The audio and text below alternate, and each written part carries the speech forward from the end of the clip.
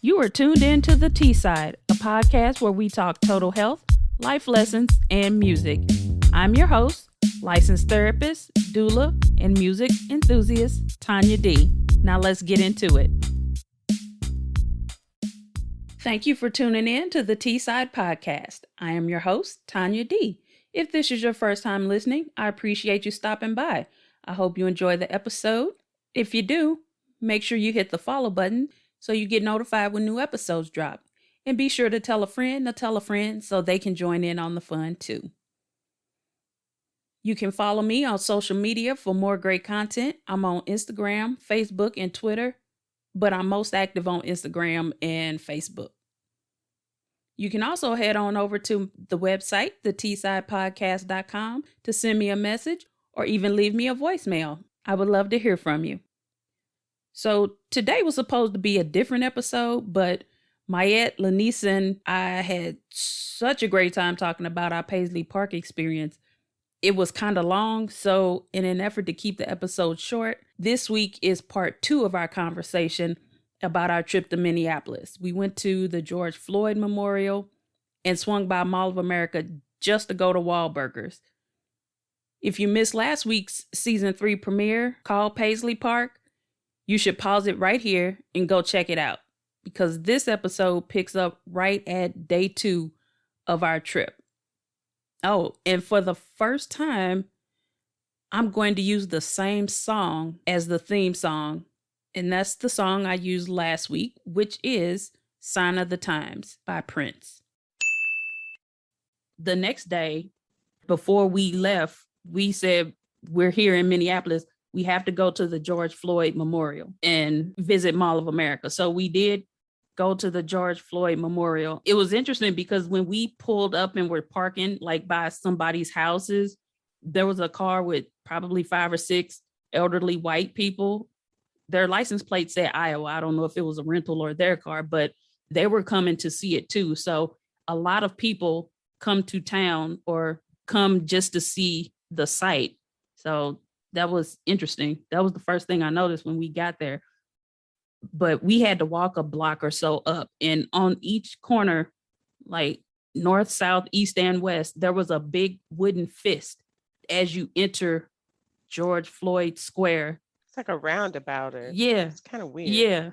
Yeah. Each one had a big wooden fist on it. So I was like, oh, I got to take a picture because we wore our Black Lives Matter shirts.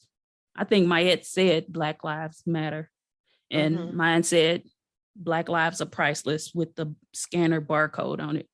As we walked up, I was on the side of Cup Foods, and I don't know, we were looking at the murals and the different things on the side of the building. And across the street, I saw the Chinese restaurant or whatever it was, the car was where they had pulled them over. And then I got up almost to the corner where you go around the corner to go into the door of Cup Foods. And I just started crying. I was like, it was, I don't know. I was fine. I was out, looking around, taking pictures like everybody else. And all of a sudden it hit me. And I was like, oh, it's too much. I can't. And Mayette, I think because I stopped, she ended up in front of me and she went in the store. I was like, I can't go in that store. Going into the store was not, it just it didn't feel real. It just felt like you were going into a store. No problem. But it was leaving the store that kind of tears you apart. Is when you go into a store, it really feels like you're just going into a regular corner store. But then I didn't go in far because I wasn't trying to take that chance. But I went in just enough to kind of see that the store didn't, what you see on the news is just a corner store and you see the cashier where the cashier is. I didn't realize there was a whole nother section of the store, first of all. Right. Like a whole restaurant or something over there.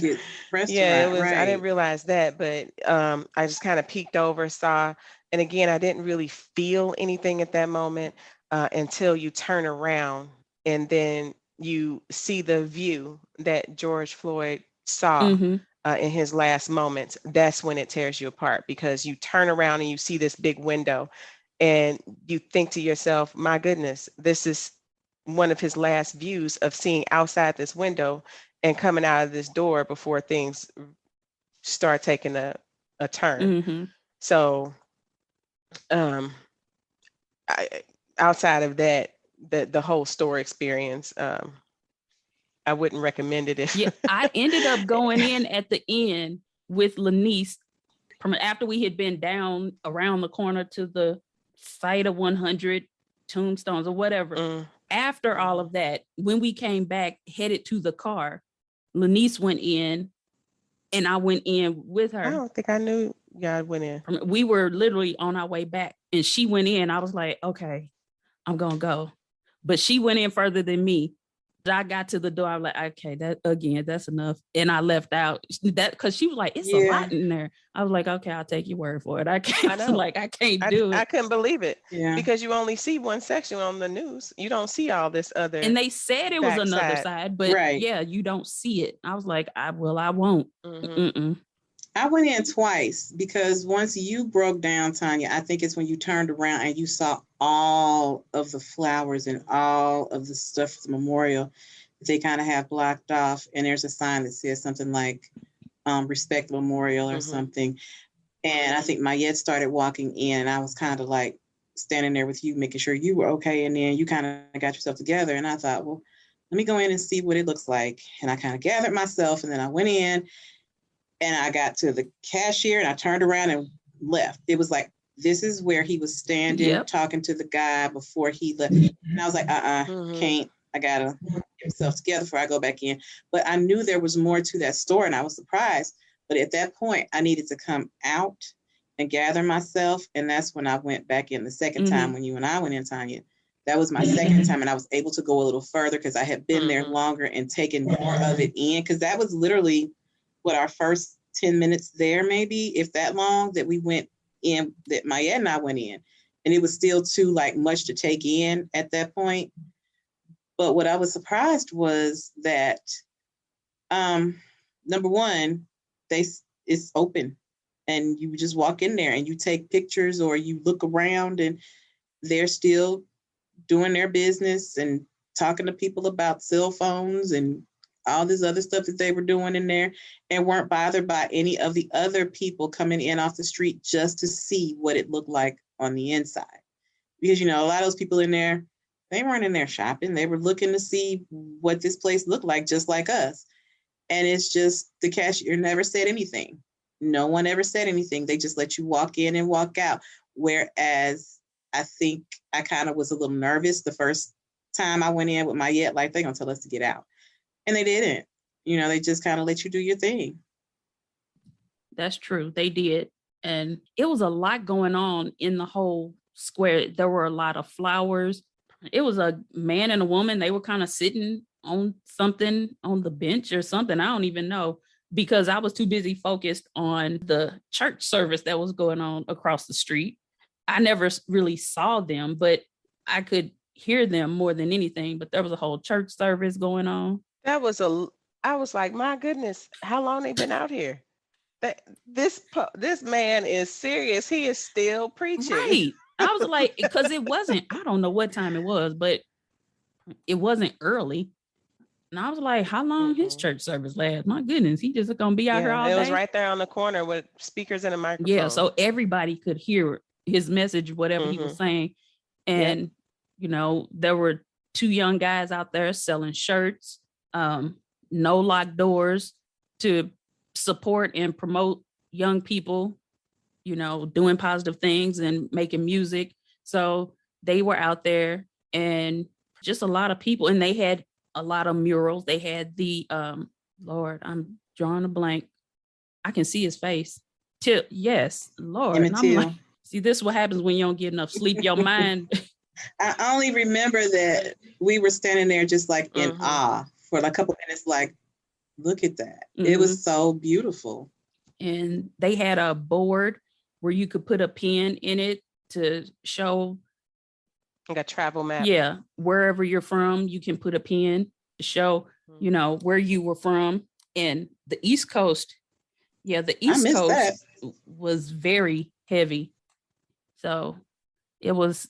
I saw quite a few pins Midwest though. Yeah. Too. Yeah. Towards the west, it was fading out. Yeah. I didn't go across the street, but they had a couple of other stores there and people out selling some things. And I think you all talked to somebody and they told you about the other memorial The down the tombstones. street. Yeah. Yeah, that was me. I was actually looking at, when you walk down the street, there's all these names. And I was like, oh, trying to read them. And they were repainting them, but they were all the names of everyone that has been, killed at the hands of officers or whatever. And I looked over, as I was reading the names, I looked over and saw it was like a garden. And there were actually like tomatoes and different vegetables there. And I'm trying to figure out, why are they growing a garden in the middle of the street? But then this older gentleman was sitting with another gentleman right behind the garden. And I guess they just have the table there for you to drink coffee and sit. And he said, do you want some tomatoes or something? And I said, oh, no, sir, no, thank you. I'm just looking. And he said, you know what this is? And I said, no, it's just a garden. And I said, is this a community garden? And he said, yeah, you take whatever you want. You plant whatever you want. When you see a dead plant, you get it up and put some more vegetables down. And then he said, he explained it where it was like I guess kind of like a growing vegetables for those that have passed, like growing your thoughts, or growing the thoughts on, let's come together as a community and we can all take from this garden and we can, learn from the past that has happened. And he started naming off all the people that were on these murals that were stuck in the ground behind the garden. And I hadn't even really paid attention to it.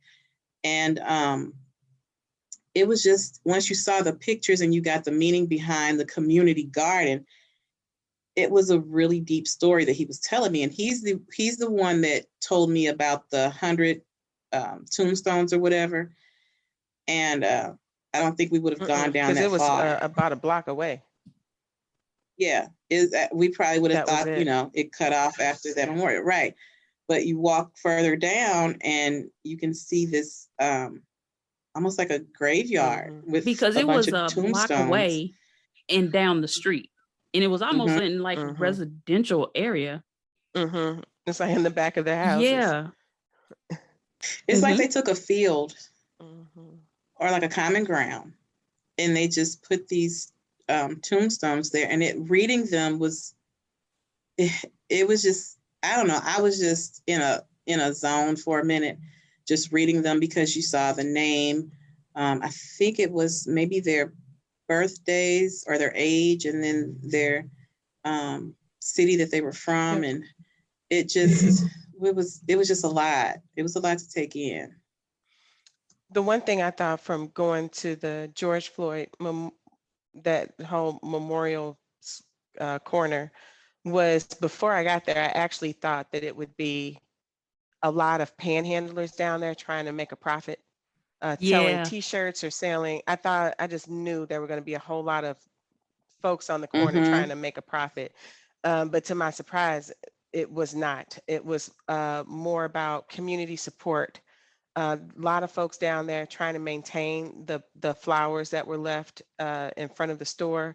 A lot of folks trying to maintain the community garden, and even folks walking around offering, because it was hot that day, offering cold water to the folks that were down there. They were encouraging you, instead of being like, oh, get away, this is not a spectacle type deal. They were encouraging you to walk through, to look through the list of names down the middle of the street.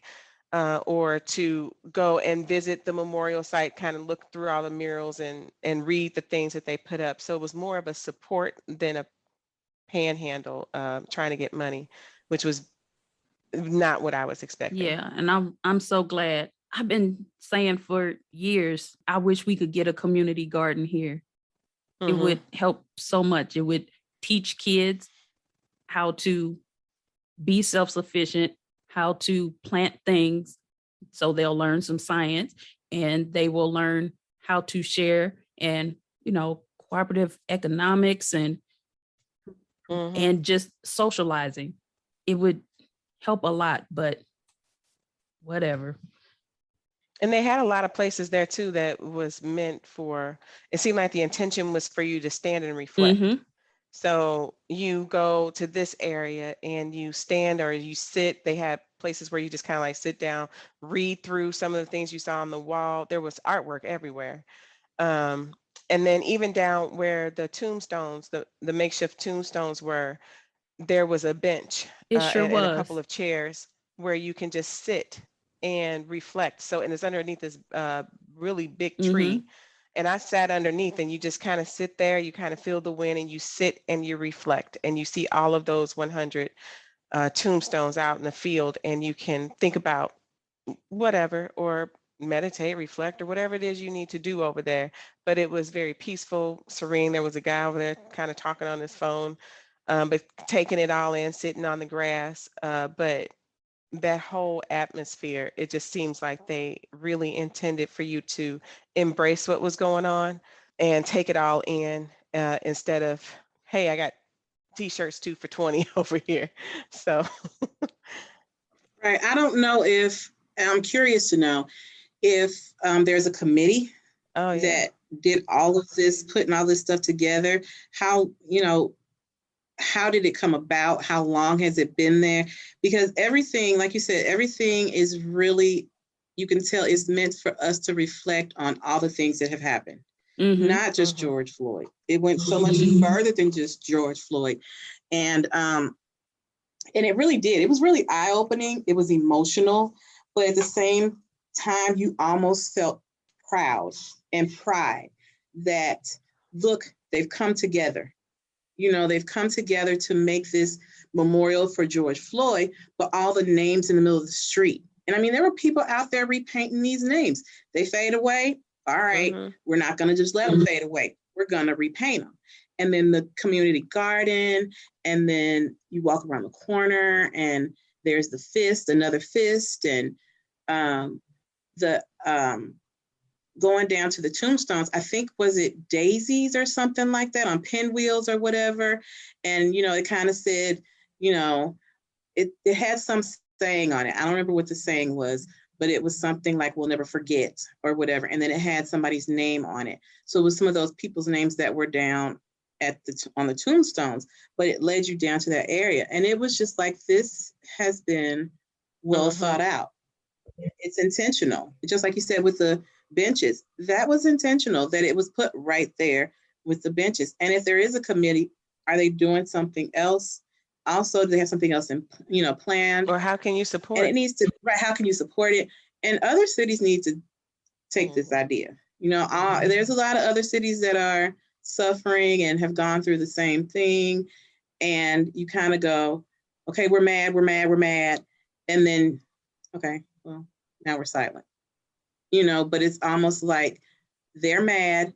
They went through it. They're not silent. They've built this beautiful memorial, and it's really, you should really see it. You should really go visit it and see it and take it all in, because I don't think there's anywhere else that has a memorial quite like that. Not that I know of. Right. But even just to pause for a minute and trip off getting there, I didn't realize the neighborhood to get there was so diverse. Like the it's right outside of houses, so the store backs up to a regular subdivision. The houses there, they had signs in their yard, sunflowers out everywhere. But you saw, I think we parked in front of Asian American owners. You had African American, Caucasian. You just had, so it was like a rainbow of people that lived in that community. So I wasn't expecting that. I don't know what I was expecting, but I wasn't expecting that. And it seemed like it was a lot of primarily a Hispanic community. That's what I was about to say. I saw a lot of that. I was shocked that there was such a large Hispanic population just kind of in the area, but in Minneapolis overall, because the stores here, we have an aisle with, with cultural food. You've got the Hispanic foods on one side, the Asians on the other side. But in the Walmart, everything they had a lot of different foods and everything was in both languages. So I thought that was something I learned I didn't realize. And I knew they had there just based on the pool of jurors that they had. I knew it had to be some there because there were a couple on the jury, but I didn't realize it was that many. Mm-hmm. But moving on, after we left the George Floyd Memorial, we said we were going to swing by the Mall of America before we headed to the airport. We knew we wanted to go to Wahlburgers. We knew we wouldn't have time to really go through the mall or look at anything aside from the fact that it's so huge. We just knew we had to get to the airport in a couple of hours. It seemed like we drove probably 45 minutes trying to find the entrance. We needed to get to the north entrance. We needed to get to the north entrance to go to Wahlburgers. After we found it, we finally made it to Wahlburgers. And child, Skylar was a lot. My head don't look like that. You know who Skylar is. Miss Skylar. Yes. Skylar loved some us, okay? Skylar loved life.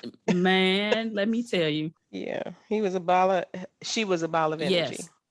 She decided we were just cool people, and she decided to show me pictures of her in drag because she's practicing, her look and working on makeup. And I like, okay, great. But can you tell me about what's on this burger?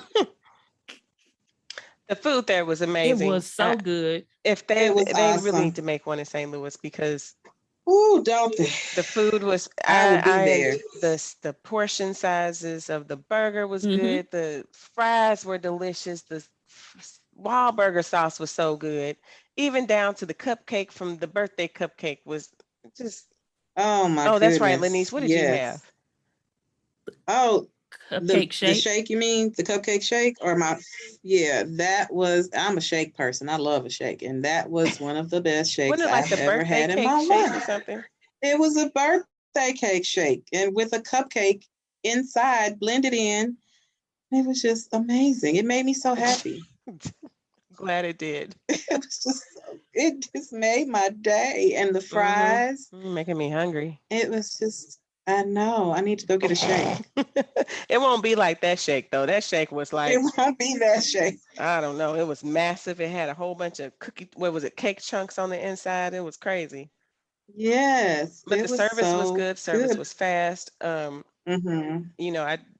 Just the whole atmosphere of Wahlburgers. I really loved all of it. Well, Skylar did tell me when I went back to get my hoodie, because I just love hoodies, so I had to have one. And he or she got it down for me. And she said, I just want to let you ladies know that you have been so much fun and I enjoy your energy.